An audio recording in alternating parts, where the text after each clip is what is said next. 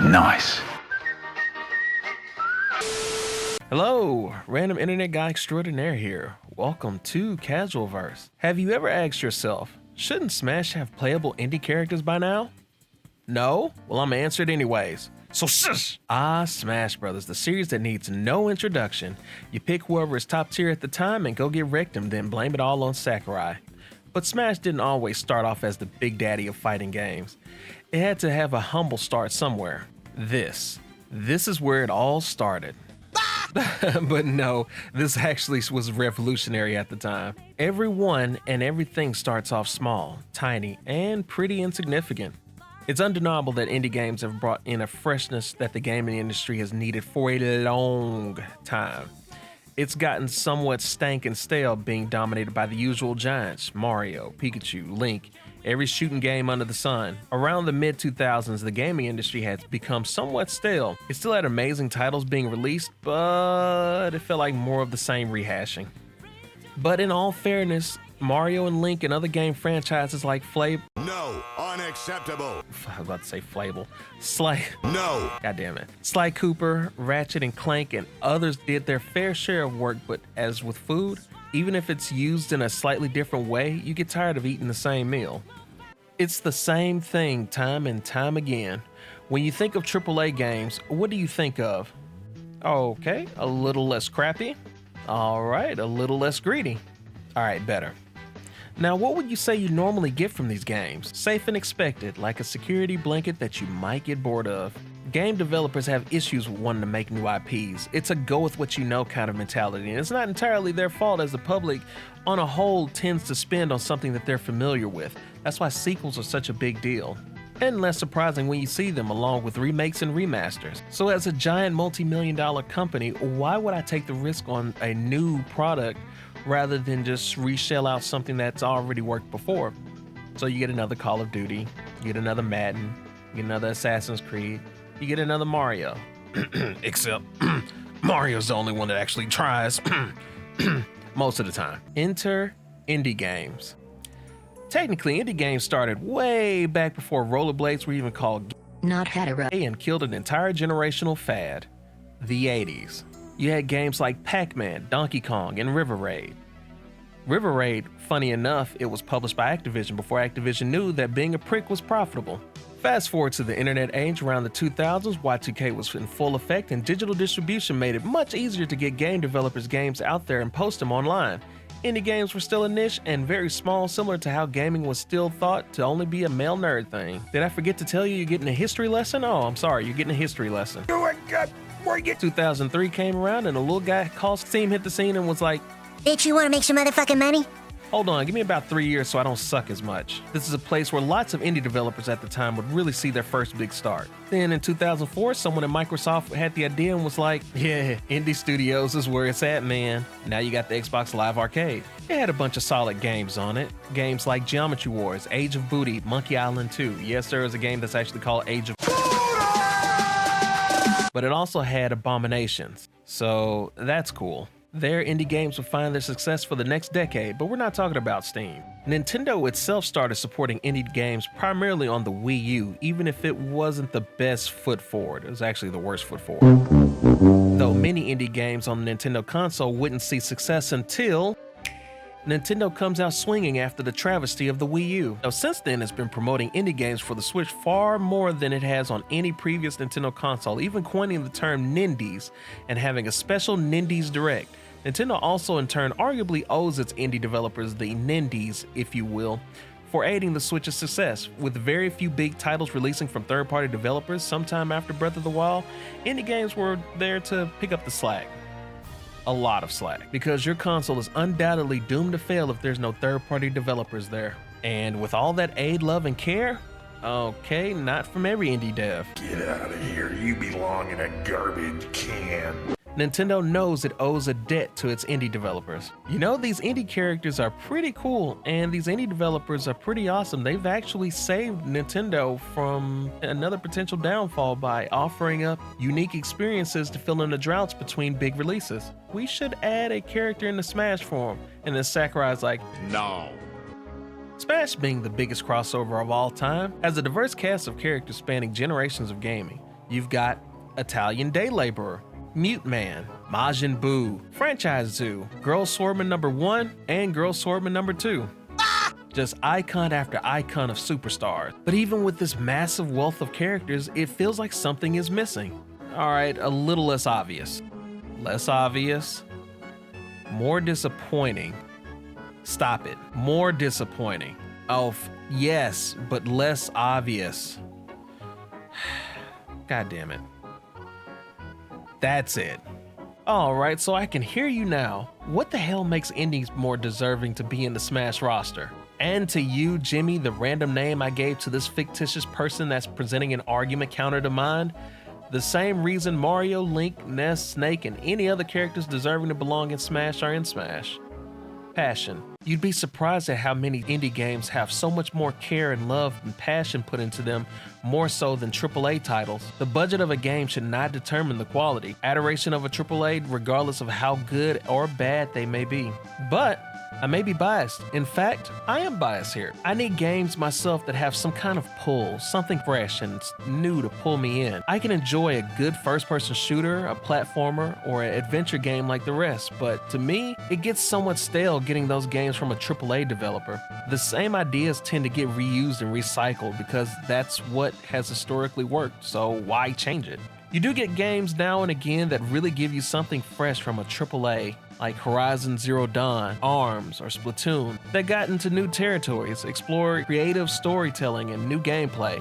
Then you get, I'm a shooter, I'm a shooter, I'm a shooter, I'm a shooter, I'm a shooter, I'm a shooter, I'm a shooter, I'm a shooter, oh, I'm a shooter.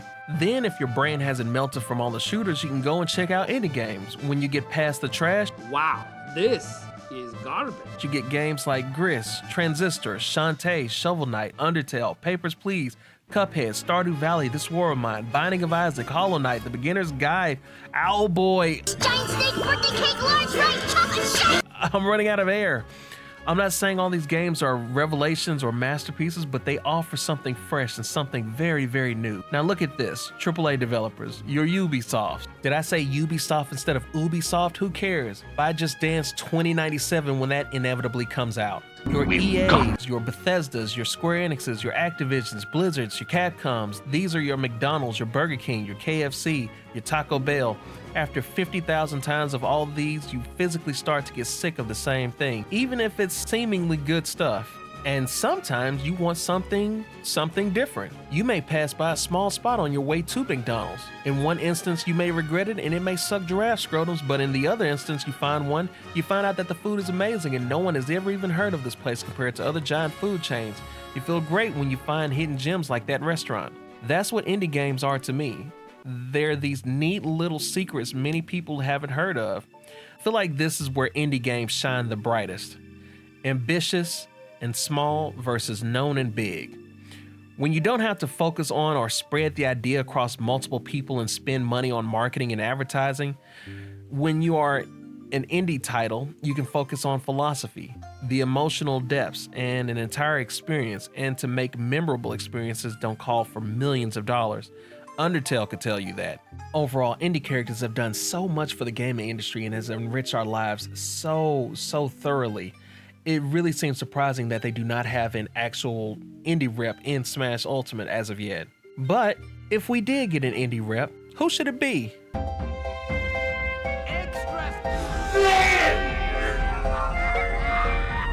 Shantae arguably is one of the first indie characters of the current age of gaming. She's had 4 games on all Nintendo consoles, with a 5th one planned to come out next year. She's been around since 2002 on the Game Boy Color. The series itself revolves around an interracial genie. No, really, it's an actual half genie, half human. She goes on adventures to stop barons, pirates, thick pirates, and overall evil. Shantae has a bit of a Deadpool movie syndrome, meaning fourth wall breaks are pretty common and being a passion project not funded by a big company yet. Other than being a plague on tissue and Kleenex supply, the series is pretty fun, enjoyable, and well made for what it is, a small-time indie title. There is no preachy overtones, no double meanings. Shantae is akin to the emotions and feelings a Mario game would give you. She definitely has a history with Nintendo, and while an ongoing series really doesn't decide if you're going to have a spot or not, as been seen by other characters, she's ranked in the top characters that were requested. And hey, even if you think she's trash waifu tier, you can't deny that she's been grinding out for her place on Smash since 2002 with a very, very, very limited budget. Infinidagger! Ah, shit. Shovel Knight. Okay, so we already know what's happened with Shovel Knight. Shovel Knight is a trophy, which isn't the worst thing for an indie character. Usually that's the step right below being an actual playable character in most cases. Shovel Knight is a bombastic game that bust out onto the scene and showed me that you can actually fight valiantly with the shovel. I didn't know that was a thing. I always thought they were for this and this. If Shovel Knight got upgraded to a playable fighter, could I honestly even be mad? Absolutely not. But you have to make Shield Knight an assist trophy. We can't have any other way. Steve from Minecraft. All right, we are we already know what happened to Steve. I am inevitable.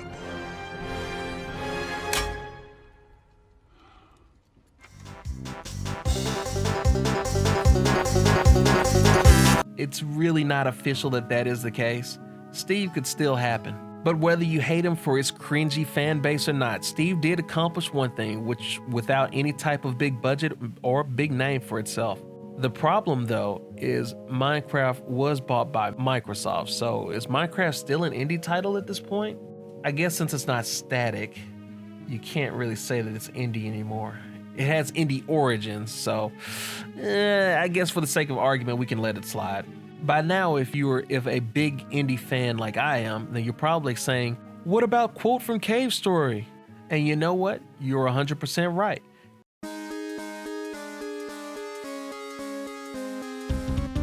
Cave Story is probably one of the biggest indie success stories, period, and it's Japanese in origin, which definitely usually helps character selection.